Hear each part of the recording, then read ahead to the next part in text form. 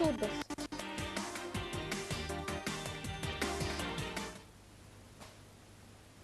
Mesdames, Messieurs, bonsoir et bienvenue à une nouvelle édition de Direct. Bien plein de choses à vous proposer ce soir comme tous les jours. Et on commence par la Russie en fait et le crash de Tupolev. La Russie a observé aujourd'hui une journée de deuil national au lendemain du crash de l'avion militaire en mer Noire avec 92 personnes à son bord, dont des membres des chœurs de l'armée rouge qui allaient célébrer le nouvel an avec les troupes, bien sûr, les troupes russes stationnées en Syrie. Tout de suite, nous allons voir plus de détails concernant ce crash et les recherches en cours, soit pour les corps des victimes, soit pour les boîtes noires. Et puis on revient pour plus d'explications et d'analyses.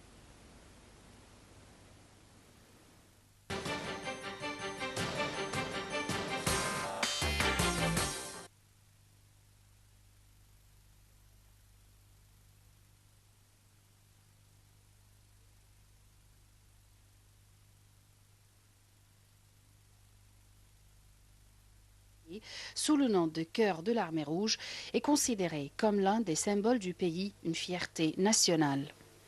Le président Vladimir Poutine a décrété une journée de deuil lundi sur l'ensemble du territoire de la Russie et prôné une enquête soignée pour déterminer les causes de la catastrophe. Une commission spéciale dirigée par le ministre de Transport Maxime Sokolov a aussitôt été créée à ces fins. Toutes les causes possibles du crash sont examinées, a annoncé M. Sokolov, arrivé à Sotchi dimanche soir, tout en jugeant prématuré de parler d'une piste concrète, notamment de celle d'un attentat terroriste. Pour sa part, le ministère de la Défense a affirmé que les recherches se poursuivraient sans arrêt, 24 heures sur 24, grâce à de puissants projecteurs installés dans la zone côtière et sur les bateaux. Selon le ministère, le Tupolev Tu-154 a disparu des écrans radars à 2h27 GMT, 2 minutes après son décollage de l'aéroport de Sotchi dans la commune d'Adler, sur les côtes de la mer Noire. Il se rendait à la base aérienne de Hmeimim, près de Latakia en Syrie. Des débris de l'appareil ont été découverts à 1,5 km de la côte, à environ 70 mètres de profondeur, selon le porte-parole de l'armée russe Igor Konachenkov.